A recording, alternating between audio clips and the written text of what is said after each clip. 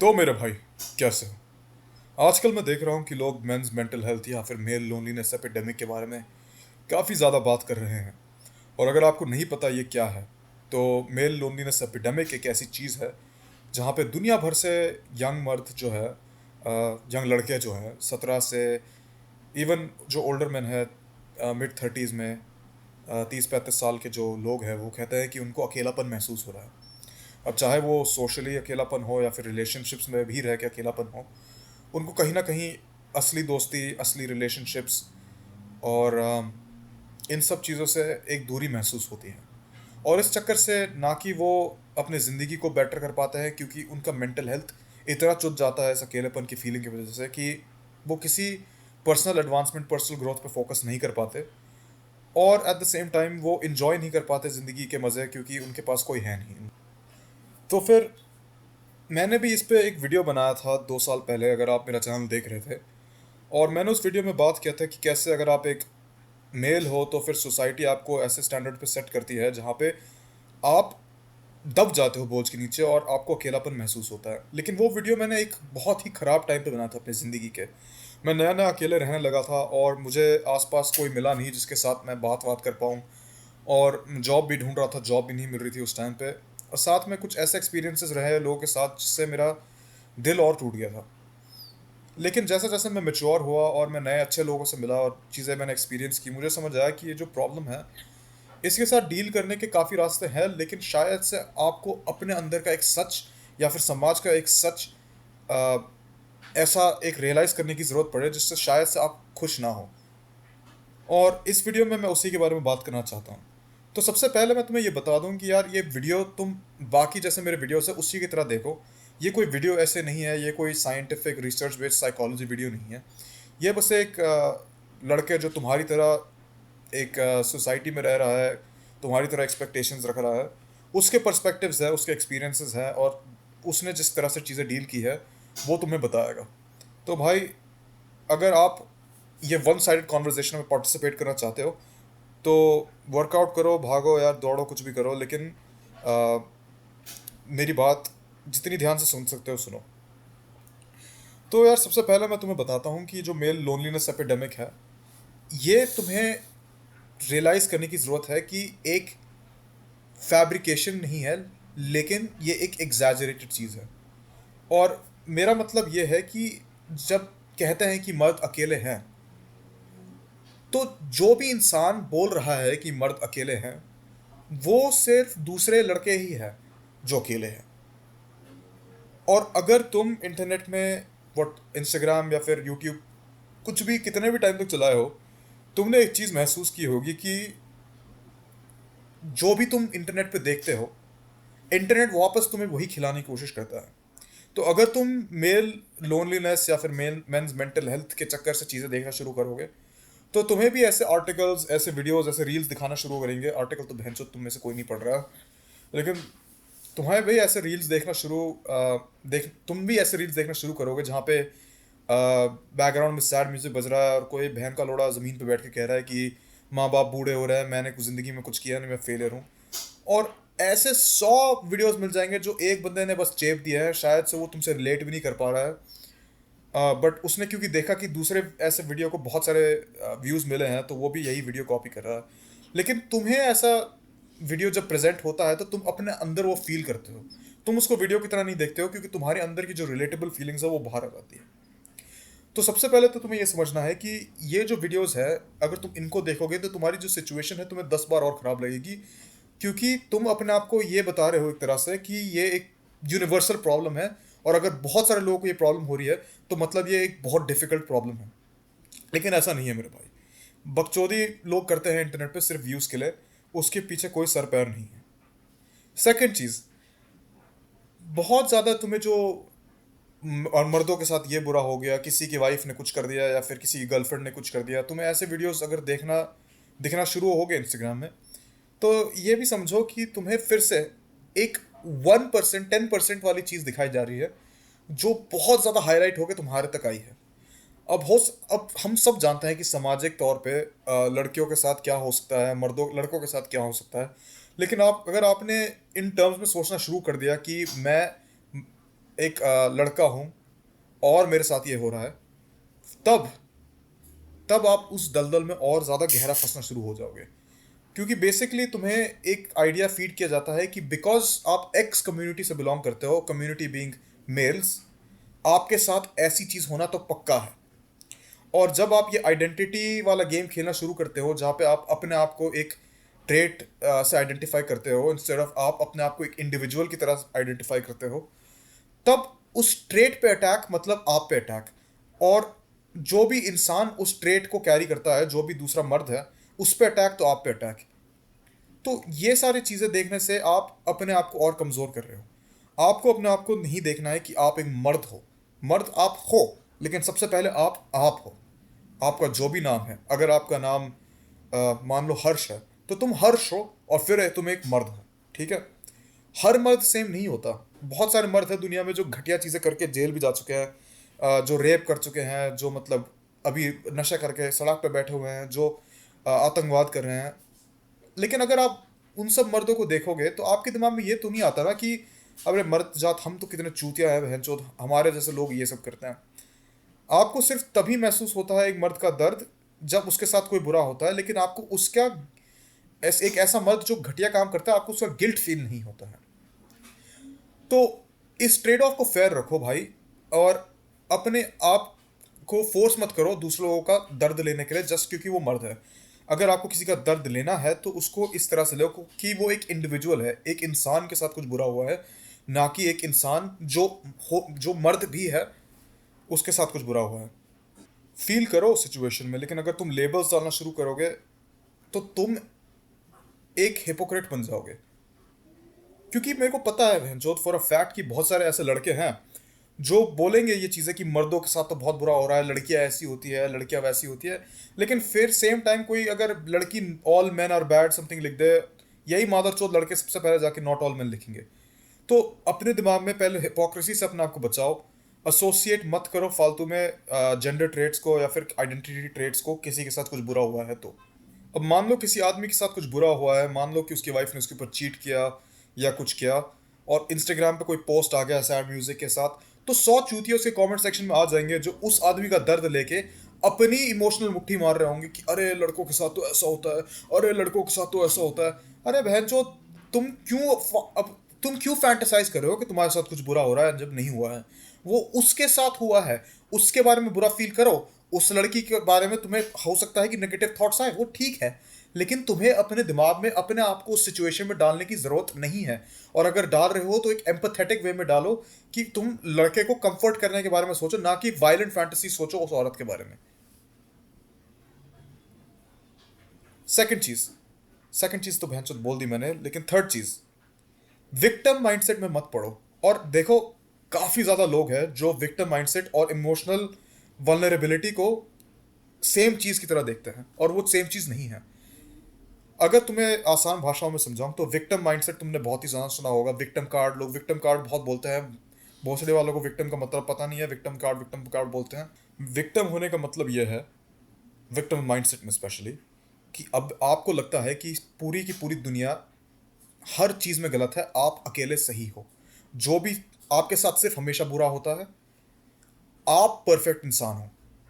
और ये जो विक्टिम माइंडसेट है, ये लेके आप डंडा बना के अपनी गांड में डाल देते हो, जहां पे फिर आप रोना शुरू कर देते हो, आप दूसरे लोगों को विलनाइज करते हो, स्पेशली लड़कियों को आप विलनाइज करते हो कि लड़कियां तो ऐसी होती है वैसी होती है।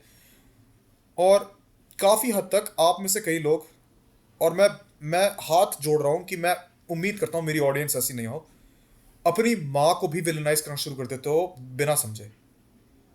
अब मैं बताता हूँ कैसे।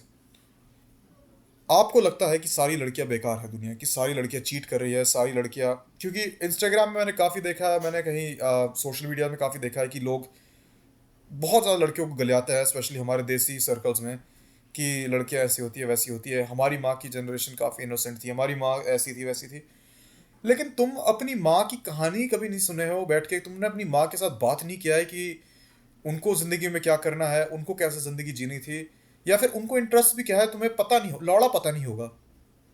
तुम्हें बस पता है कि तुम्हारी माँ खाने में ये बनाती है, तुम्हारी माँ टाइम पे ये करती है वो करती है, बैठते हुए हो तो माँ खाना लाओ, माँ ये करो, माँ वो लाओ, माँ वो मत करो। लेकिन तुम बहन चोद बैठ के कभी ना कि अपने माँ के लिए कुछ खाना बनाओगे, ना अपनी माँ को रेस्ट करने दोगे। बहन चोद, जो माँ होती है ना, वो बहुत एक हार्ड वर्किंग इंसान होती है।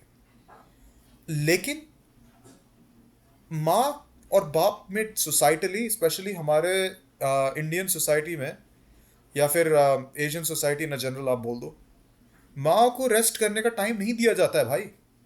अगर आप किसी घर से हो जहाँ पे आपकी माँ काम कर रही है और आपके पापा भी काम कर रहे हैं, तो काफ़ी टाइम्स आप देखोगे कि आपके पापा जब घर आ जाएंगे काम से, वो बैठ के टीवी देखेंगे, वो बैठ के व्हाट्सएप वाले वीडियोस चलाएंगे, जबकि आपकी माँ काम पे लग जाएगी घर आके भी। और आप स्कूल से आओगे या कॉलेज से आओगे या फिर आप कुछ भी बकचोदी करके दोस्तों के साथ घूम घूम के अय्याशी करके आ रहे हो, आप नोटिस तक नहीं करोगे कि आपकी माँ काम कर रही है घर में, या फिर वो अपने आप को बिजी रख रही है डिस्पाइट द फैक्ट कि वो काम करके आई है। उल्टा आप क्या करोगे, आप बैठ के स्क्रॉल करने लग जाओगे कि बहन चौथ मेल लोनलीनेस पे रील्स देखते हैं, मेन के साथ तो बहुत बुरा हो रहा है। जबकि बगल वाले कमरे में तुम्हारी माँ थकी हुई है, लेकिन तुम्हारी माँ कंप्लेन नहीं कर रही है, क्योंकि उनको लगता है कि यही काम होता है औरतों का। अगर तुम अपनी माँ के हीरो नहीं बन सकते तो बहन चोद तुम खुद के कैसे हीरो बनोगे? तुम सोसाइटी कैसे हीरो बनोगे? और तुम्हें यह मैं नहीं कह रहा कि दुनिया चेंज करो, अपने बाप को गलियाओ, या फिर अपनी माँ को मतलब यू नो अपनी माँ को बोलो कि अरे क्या कहते हैं, सोसाइटी में तुम्हारे साथ बहुत खराब हुआ है। नहीं भाई, ये सब नहीं कह रहा मैं। लेकिन तुम अगर थोड़ा सा अपनी माँ के साथ हाथ बटा सकते हो, थोड़ा उनका बोझ कम कर सकते हो, या फिर तुम एक टाइम दे सकते हो अपनी माँ को कि माँ आप बैठ बैठ जाओ, आप आराम करो, मुझे करने दो, तो वहां से तुम्हें रियलाइज होगा एक सर्टेन आइडिया का, जिसको कहते हैं एम्पथी। तुम रील्स में देख देख के 100 लोगों के लिए बुरा फील कर लो कि अरे इस मर्द के साथ बुरा फील हो रहा है, उस मर्द के साथ बुरा फील हो रहा है। माँ के लिए तुम्हें तभी बुरा फील नहीं होना चाहिए जब तुम्हारी माँ बीमार हो जाए, या तुम्हारी माँ भगवान ना करे गुजर जाए। तो भाई घर से शुरू करो, घर से समझना शुरू करो दूसरे लोगों को। अपनी माँ के साथ बात करो, अपनी माँ को समझो, और बेटर अपनी माँ को बस एक इमोशनल सपोर्ट की तरह यूज़ मत करो कि तुम्हें सिर्फ जब बुरा फील होता है तभी माँ से बात करते हो, जब लड़ाई होती है तभी बाप माँ से बात करते हो।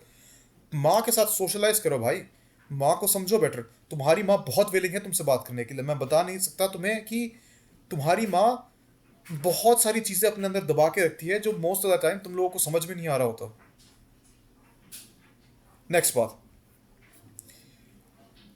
बहुत टाइम्स सोसाइटी में जब किसी औरत के साथ कुछ खराब होता है इन जनरल, शायद से अगर किसी औरत के साथ हरासमेंट हुई है या फिर स्टॉकिंग हुई है और उसका वीडियो सामने आ जाता है, स्पेशली होली के टाइम तो तुमने बहुत वीडियोस देखे हैं, तो कमेंट्स में काफ़ी लोग लिखते हैं कि imagine if that was your mother, imagine if that was your sister. या फिर मतलब लोग ऐसी भी चीज़ें बोलते हैं कि लड़कियों को मतलब अगर तुम बेसिकली प्रोटेक्ट करना चाहते हो तो मैं इसको बहन समझ के प्रोटेक्ट कर रहा हूँ, ये मेरी बहन है, हमें बहनों को प्रोटेक्ट करना है। और अगर तुम इस माइंडसेट को बाय करते हो, तो भाई मैं तुम्हें बता दूं कि ये एक चूतिया माइंडसेट है। पता है क्यों? क्योंकि तुम्हें ऐसा लगता है जब तक कोई औरत तुम्हारी माँ या बहन नहीं है, तब तक वो तुम्हारी सिंपैथी, तुम्हारी प्रोटेक्शन डिजर्व नहीं करती है। और ये एक ऐसी सोच है जो फर्दर औरतों और मर्दों में एक गैप पैदा कर देती है। और ये जो गैप है, इसके चक्कर से क्या होता है, अकेलापन। क्योंकि तुम्हें ऐसा लगता है कि तुम्हें पीएचडी करनी पड़ेगी साइकोलॉजी में औरतों को समझने के लिए, जबकि बहनचोद तुम्हें बस उनका दर्द और दुख जो है, वो एक औरत का दर्द और औरत का दुख, या फिर तुम्हें अपनी बहन बना के उसका दर्द या दुख नहीं देखना है। क्योंकि तुम भी अगर किसी औरत को ये बोल रहे हो कि अगर वो मेरी बहन होती या अगर वो मेरी माँ होती तब मुझे गुस्सा आता, तो तुम बेसिकली ये कह रहे हो कि तुम अपने बारे में ज्यादा केयर करते हो कि मेरी ब्लड लाइन को, मेरे से रिलेटेड किसी चीज को तुमने टच कर दिया, तुमने मेरी प्राइड को, मेरी घमंड को चोट पहुंचा है, ना कि तुमने उस औरत को, ना कि तुमने मेरी उस बहन को, ना कि उस माँ को दर्द पहुंचा है। और तुम्हें गुस्सा आना चाहिए इस रीजन से कि किसी ने किसी इंसान के साथ कुछ गलत किया है, ना कि तुम्हारी घमंड को जो तुमने अपने मन में बनाया है उसको ठेस पहुंचाया है। अब हो सकता है तुम में से कई लोग इस वीडियो को अभी छोड़ के चले जाओगे या फिर छोड़ के चले गए होंगे ये सोच के कि अरे ज़्यादा फेमिनिस्ट बन रहा है, ज़्यादा फेमिनिस्ट बन रहा है भाई, ज्ञान न चोद भाई। तो भाई तुम हो ही मंद बुद्धि यार। अगर तुम्हें अकेला फील होता है ऐसे चक्कर में तो तुम डिजर्व करते हो अकेला होना, क्योंकि तुम्हें ऐसा लगता है कि पूरी दुनिया तुम्हारे लिए ही बनी हुई है। तुम अपने आप को विक्टिम बना के बैठे हुए हो मादर चौथ। अगर तुम एक इंसान हो जो केपेबल है समझने के कि दूसरे लोग भी एग्जिस्ट करते हैं, दूसरे लोगों की कामनाएं हैं, दूसरे लोगों की इच्छाएं हैं, तभी तुम दूसरे लोगों से बात कर पाओगे और तभी तुम अकेलेपन से टूट पाओगे, क्योंकि तुम्हें समझ आएगा कि दूसरे लोग भी इंसान हैं। और अब मैं तुम्हें बताता हूं कि मैंने क्यों इस वीडियो का मेजर पोर्शन औरतों के बारे में बात करने में लगाया है। क्योंकि तुम मादर चौथ दोस्त बनाना नहीं चाहते हो लड़कों के साथ। मोस्ट ऑफ द लोग जिनके पास दोस्त नहीं है, मोस्ट ऑफ द लोग जिनके पास ये लोनलीनेस एपिडेमिक की कंप्लेंट होती है, वो लोग मर्दों से बात नहीं करना चाहते। बहन जो तुमने अपने दोस्त के साथ कब लास्ट बात की थी इमोशनली? जब तुम्हारा दोस्त के साथ कुछ हुआ था तुमने बहन चो नोटिस भी नहीं किया होगा। वो भोसड़ी वाला तुम्हें बताएगा भी नहीं, क्योंकि उसको डर लगता है या फिर तो तुम उसका मजाक उड़ाओगे या फिर उसको लगता है कि तुम इंटरेस्टेड नहीं हो। और हो सकता है कि या फिर उसको पता ही नहीं हो कि इसके बारे में बात करी जा सकती है, लेकिन क्योंकि तुमने पूछा नहीं, उसने बताया नहीं। और वो भड़वे ने भी तुम्हारे साथ सेम चीज की है भाई। उसने भी तुम्हें नहीं पूछा है कि तुम्हें सब सही लग रहा है भाई, जिंदगी में सब सही चल रहा है। और हो सकता है कि तुम सरफेस लेवल पे हाँ भाई सब बढ़िया, सब बढ़िया चल रहा है, या फिर मजाक में आ रहा है गांड फटी पड़ी है बहन चो मत। भाई शेयर करना सीखो और पूछना सीखो यार अपने मर्द दोस्तों से भी। अगर तुम एक दूसरे के लिए खड़े नहीं रहोगे तो फिर तुम अकेलापन महसूस नहीं करोगे तो बहनचोद क्या करोगे? तुम फिर डिजर्व करते हो बहनचोद अकेलापन।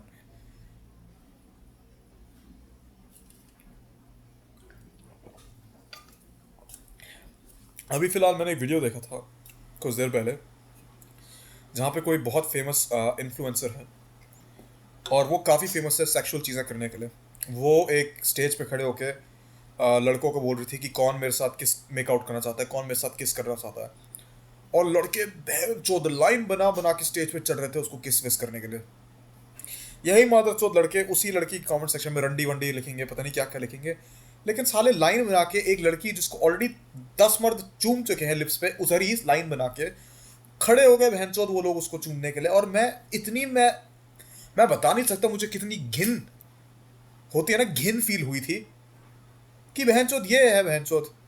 ना कि इनके अंदर कोई सेल्फ रिस्पेक्ट, ना इनके कोई प्रिंसिपल्स है। ये लोग इतने डेस्परेट है, ये लोग लड़कियों पे साथ गुस्सा लड़कियों पे ही गुस्सा इसलिए निकालते हैं क्योंकि इनको खुद नहीं मिलती है। जिस दिन इनको खुद मिलना शुरू हुई तो इनको लौड़ा फर्क भी नहीं पड़ेगा कि इनकी लड़की इन पे चीट कर रही है भाई। ये लोग उल्टा उसके साथ फिर भी रिलेशनशिप में रहेंगे, चल चीट तो कर रही है, कम से कम मेरे साथ भी तो है, मेरे को भी तो टाइम दे रही है थोड़ा सा। फिर ऐसे जो घटिया लोग होते हैं मादर, ऐसे जो घटिया इन्फ्लुएंसर्स होते हैं, तुम इनका और घमंड बढ़ा देते हो इनको टेंशन देके। डेटिंग एप्स बहनचोद इस प्रिंसिपल पे वर्क करती है कि इतने सारे मर्द लड़कियों को मैसेज कर करके उनको लाइक्स भेज भेज के, चाहे वो लड़की अपने प्रोफाइल में कैसे कितना भी एफर्ट डाले, चाहे वो दिखती कैसे भी हो, चाहे वो कितनी घटिया पर्सनालिटी भी रखे, लेकिन बहन के लोड़े जो मर्द हैं वो इतने डेस्परेशन में एक ऐसी लड़की जो मतलब एक बेकार इंसान है उसको भी ऐसा फील करवा देंगे जैसे वो इंग्लैंड की महारानी हो। बट सेम टाइम हम लोग इंटरनेट में जाके लड़कियों को गले आएंगे भी, क्योंकि हमें अंदर से गिल्ट फील हो रहा है कि हम कैसे लोगों को अटेंशन दे रहे हैं।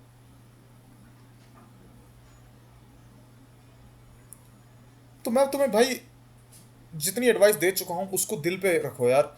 समझने की कोशिश करो कि ये विक्टिम माइंडसेट और ये डेस्परेशन माइंडसेट और ये जो क्लोज्ड ऑफ माइंडसेट तुमने रखा हुआ है, जहाँ पे तुम अपने आसपास वाले लोगों को नहीं समझना चाहते हो, इसलिए तुम्हें अकेला फील हो रहा है।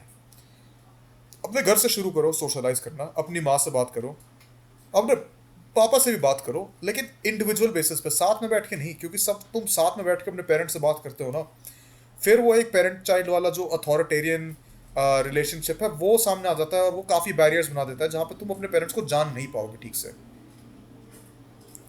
तो बैठो, अपनी टाइम निकाल के अपनी माँ से बात करो। माँ को हाथ बटाओ थोड़ा सा, अगर माँ के साथ रहते हो।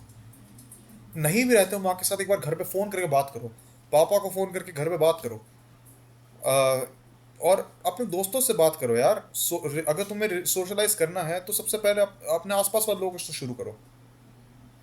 और जब तुम्हें ऐसा फील हो कि तुम्हें उन लोगों की समझ है, तब तब तुम एक सोशल एनवायरनमेंट में आने के लिए तैयार हो। उसके बारे में बात करते हैं भाई नेक्स्ट वीडियो में। ये वीडियो ऑलरेडी काफ़ी लंबी हो चुकी है। नेक्स्ट वीडियो में हम बात करेंगे कि नए लोगों से कैसे मिले और नए दोस्त कैसे बनाएं।